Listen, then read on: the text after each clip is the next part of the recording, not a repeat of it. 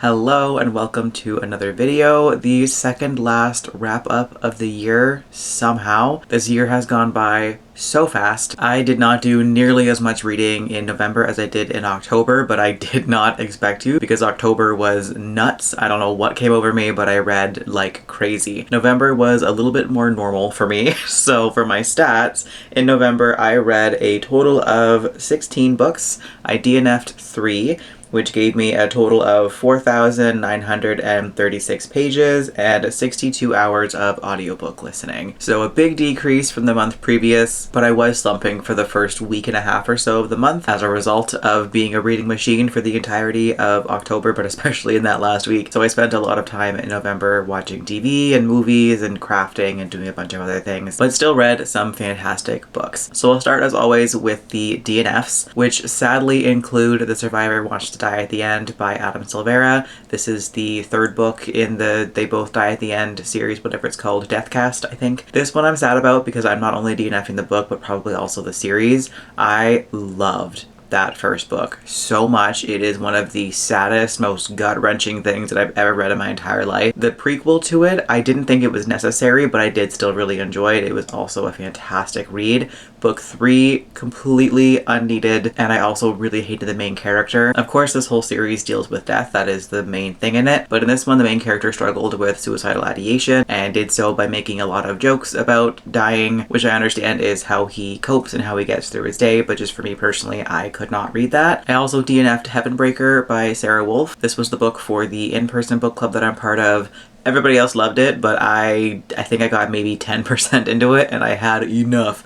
I think me and Red Tower just don't get along. If I see their name on anything, I am significantly less likely to pick it up. But I figured since it was a book club read, I would give it a shot, and I was proved correct that I don't like really anything that Red Tower does. This was overly dramatic, theatrical. There was just nothing about this one that I was enjoying at all, so I put this one down pretty quickly. It's also a very large book, so I was not going to commit to a huge book that I was not enjoying off the get-go. And the last one, sadly, was Lore of the Tides by Analeigh Sbrana, the sequel to Lore of the Wilds. I read the first book shortly after it came out, and while I did like it, there was a lot about it that I felt could have been improved, and I was hoping that book 2 would improve on those things. And maybe if I tried this book again when I wasn't kind of slumping a little bit, I might have actually been able to finish it, but I don't see myself giving that book a high rating, so I figured a no rating DNF is better than giving it a low rating. In the very small amount that I read, the things that I did not like about book 1 actually seemed to be a bigger part of the story in book 2, so I just cut my losses with that one. Moving on to the books that I actually did finish. I actually didn't read any nonfiction or poetry this month, my bad, so I have 0 unrated books.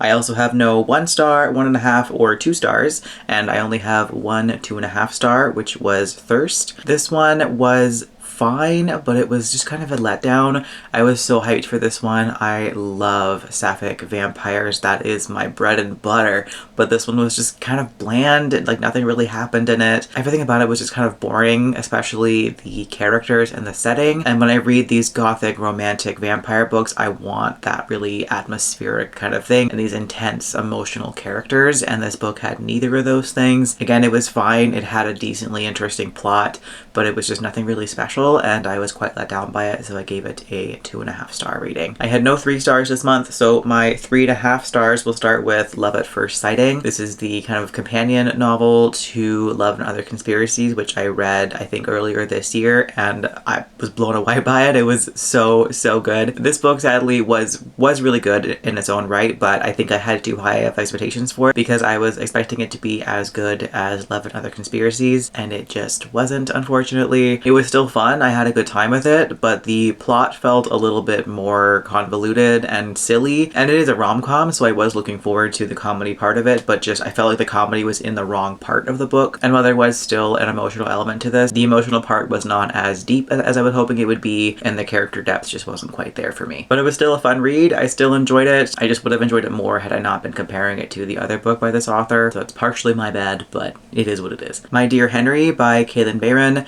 This one I kind of picked up on a whim. whim. It's been on my TBR for a hot minute, and I picked it up because I wasn't in the mood for anything that was on my TBR for that month, and I enjoyed it. It was good. It was a retelling of Dr. Jekyll and Mr. Hyde. I really liked the plot of this one, and the characters were fantastic. My one thing that was kind of missing from it though was just the atmosphere. It sort of had that gothic vibe to it, but just not quite. Didn't quite reach far enough, I thought. I think if the author just kind of gave it like a 10% extra push, it would have been phenomenal. But as is, it was still a great read. If you're a fan of that kind of story, I think you would really enjoy this one as well. I've never seen or read anything to do with the source material of this one, but I am a fan of this author. I love her writing style, but mainly I love her characters the most, and that definitely was the case with this one as well. Longshadow by Olivia Atwater is the third and final book in the Regency Fairy Tale series. This whole series has been kind of mid for me. I liked book one because of the setting and the type of story that it was, but the characters and plot just didn't really do it for me. Book two was definitely the best one, and book three was still really good. Again, gave it a 3.5 star rating, but of course I'm always hoping for a 5-star read. I think with this one, my thing that was missing for me was just the emotional connection to it. The plot was fine, the characters were fine. Overall, this was a good book. I just didn't feel any sort of connection to it at all. The Secrets of Stormforest by L.D. Lapinski is the third and final book in the Strange Worlds Travel Agency. This one is a really fun middle grade portal fantasy series that I've been really enjoying throughout the year. Also to mention, my biggest goal for this month was to try and finish the last books in series, as many as possible before the end of the year. So there are a lot of sequels on this list. I think I liked book one the most, book three second, and then book two last. But the series as a whole is so much fun. If you're a fan of middle grade, I definitely recommend this series. It is a very, very fun time. It's fast-paced and action-packed. It's very queer as well. There's a very cute budding sapphic relationship in here, as well as a very prominent side character who is trans. So it's a lovely queer middle grade series to pick up, and I'm very glad that I finally finished it out. We Can Never Leave by H.E. Edgmon is one that I'm a little bit sad about because the first maybe 50% of this book was feeling like a 5-star. Honestly, probably more than that. Actually, a lot more than the first half of it. I was so enjoying this book. And then the ending really took down my enjoyment quite a bit, from a 5-star down to a 3.5 star. The ending made no sense to me. I even went back and reread the last 10 or 15% of it just to try and figure out what actually happened, and I have no idea. As far as I know, there's not going to be a sequel for this book, but it feels like there really needs to be a sequel. Hopefully at some point there will be, but as is, I don't understand this ending whatsoever. And that may be the point. I know there are lots of books out there where the author wants to leave you kind of confused and in the dark.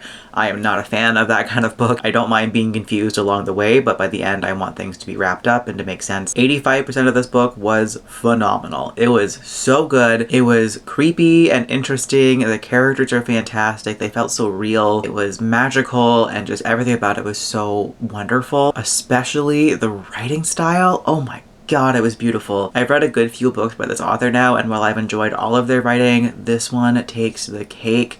Oh my God, it was stunning. I don't often tab or highlight books, but this one I did because the writing was just so beautiful that I wanted to kind of go back as I was reading it and just revisit certain lines while I still had the library ebook out. It was absolutely stunning and definitely the best written book from this author that I've read so far. So I'm very sad that the ending of this book did not live up to the rest of the book, because this could have been a 5-star and also a new favorite from this author, but as is, it is not. But it was still a great read, and if you don't mind being confused at the end of a book, definitely pick this one up. Also, maybe it was just me. Maybe it's not actually a confusing book and I'm just dumb. That's also a possibility. The last of the 3.5 stars was Sword and Thistle by S.L. Rowland, which is book 2 in the Tales of Adria series. I'm gonna jump into my 4 stars a little bit because I also read book 1, which is Cursed Cocktails, so I'll just talk about those two together. I read book 3 in this series earlier this year, which was A Halfling's Harvest. I read it for a book club and loved that book. I gave it a 4.5 star. These are both great books. I just gave a 3.5 star to book 3 because it felt quite different tonally. Book 3 was a little bit more high stakes and just a little bit too violent for it to be a cozy fantasy for me. It was still a great read as is. I just wish that I had known that it was not quite as cozy, because I read it at a time when I was in the mood for cozy and then didn't get that. But either way, both of these books were so good. I loved them.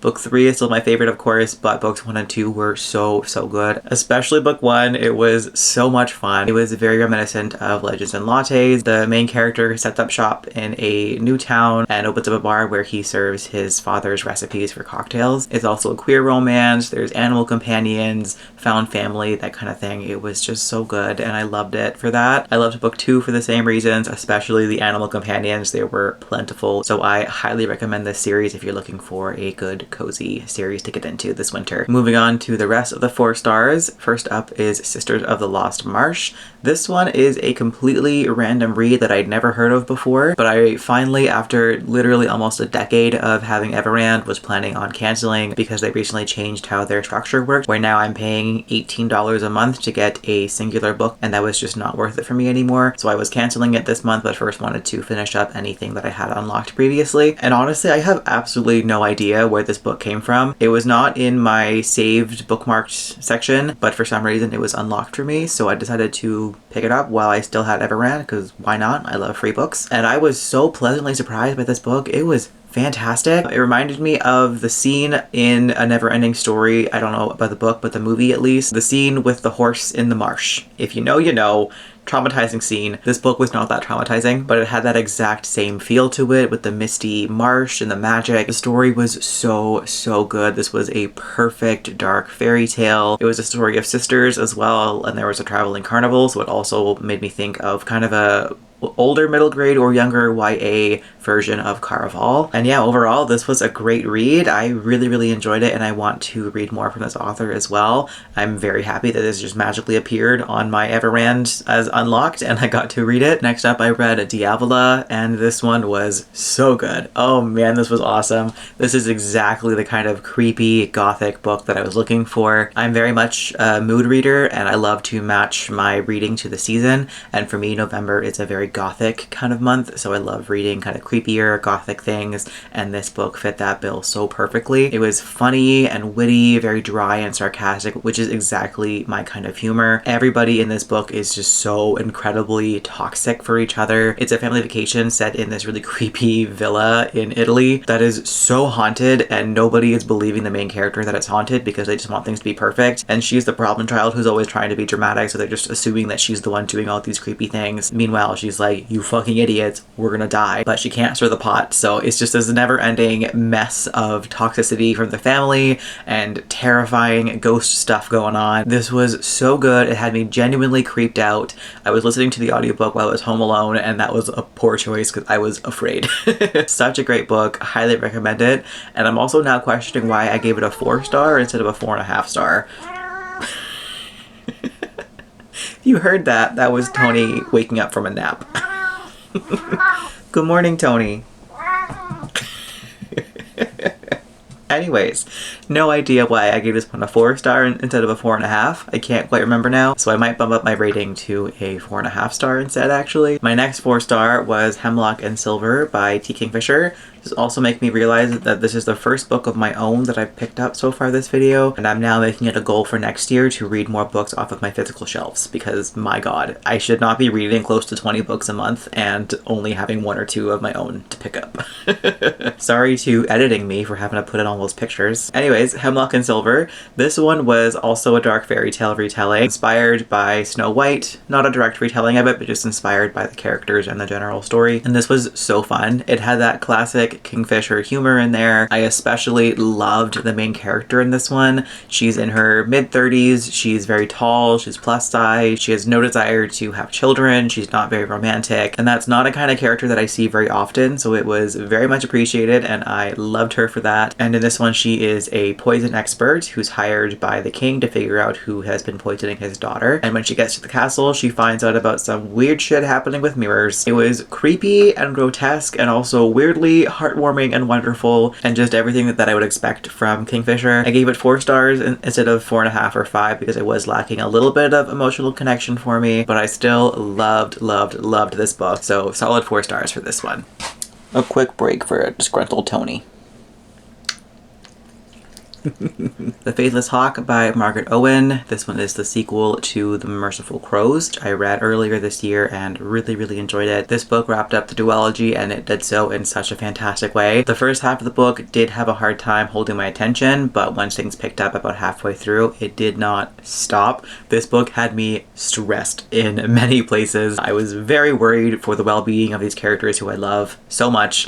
I had no idea how this book was going to end. I don't usually try and make predictions because I like to be surprised, but oftentimes you can kind of see where things are going even if you don't try. But with this one, I genuinely had no idea what was going to go down, and the way the climax of this book happened had me floored. I did not see any of that stuff coming. It was so action-packed and interesting to read. I loved these characters so much. Everybody went on a freaking journey in this book. Nobody was left unscarred, and I had a great time reading it. I'm very sad that the duology is over and I don't get to see more of these characters, but at the same time, this felt like a duology was perfect for this series. I think any more would have been too much. I also gave 4 stars to The Monsters We Defy, which is a severely underhyped historical fantasy. This was so good, and why aren't more people talking about this one? This one is a 1920s Harlem Renaissance set in Chicago, I think, or Washington, one of the two. It has an all-black cast and features a magical heist where most of the main characters have all made some kind of deal with a spirit that gives them something really good, kind of fulfills their dreams, but the cost of their deals was too high for them, so they're trying to reverse them. So they have to steal a ring off of a very rich and powerful lady, and in doing so, only one of them can have their curse removed. There's a whole lot more going on with this plot, but that is the gist of it.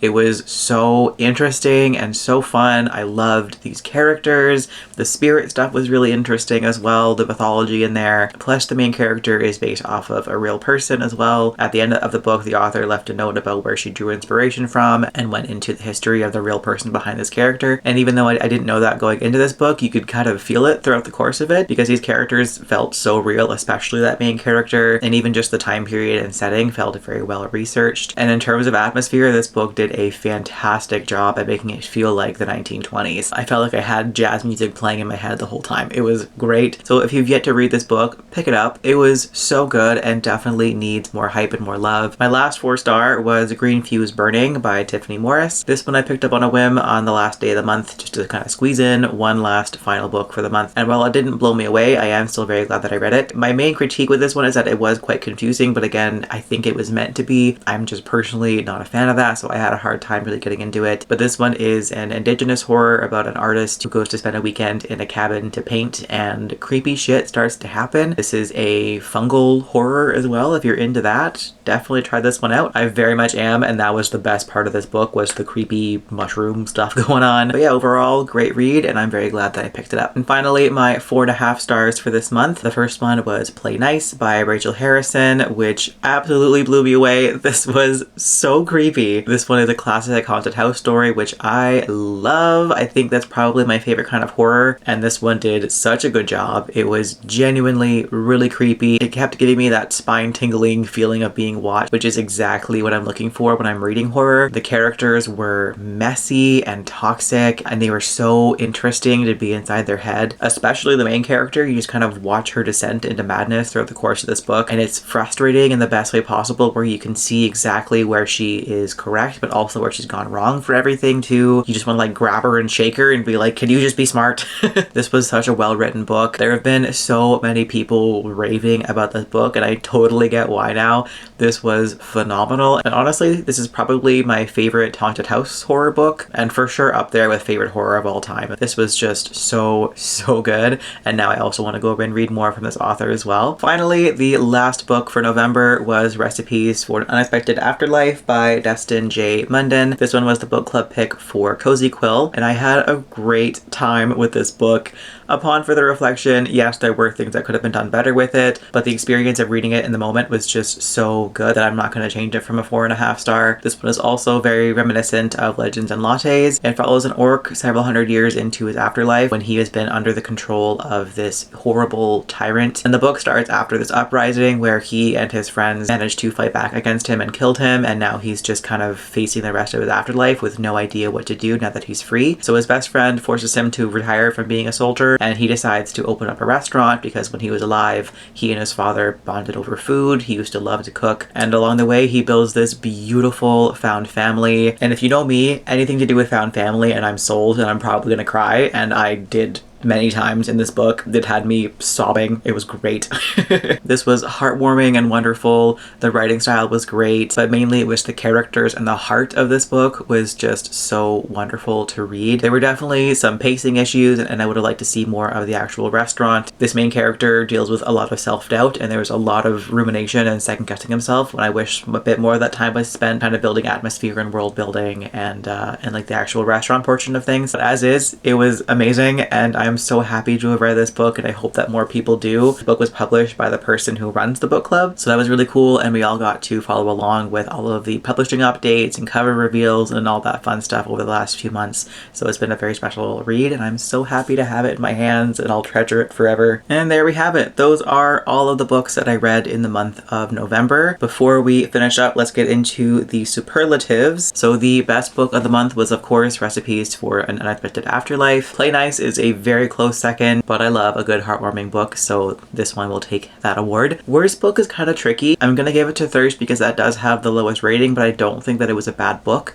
but I don't really have anything else to put in that category, so it goes to that one. Biggest surprise would be Sisters of the Lost Marsh, because I had literally never heard of this book and have no idea where it came from. Biggest disappointment I have to give to Love at First Sighting, just because I was hoping for a lot more and for it to have the same emotional depth as the first book from this author. Most memorable, I put Play Nice, but I think I'm actually going to change that to Diavola, because in the couple of weeks since I've read both of those books, I've actually been thinking about Diavola a lot more than Play Nice, so let's just call it a tie. Most forgettable is going to be Longshadow, sadly. The series as a whole was kind of forgettable for me. I liked them, but they're not ones that will stick with me for a long time. Best audiobook was for sure We Can Never Leave. The narrator did an incredible job, especially with the creepy mushroom stuff that was going on that I didn't even talk about in the review. There was also creepy mushroom stuff going on, and it was great.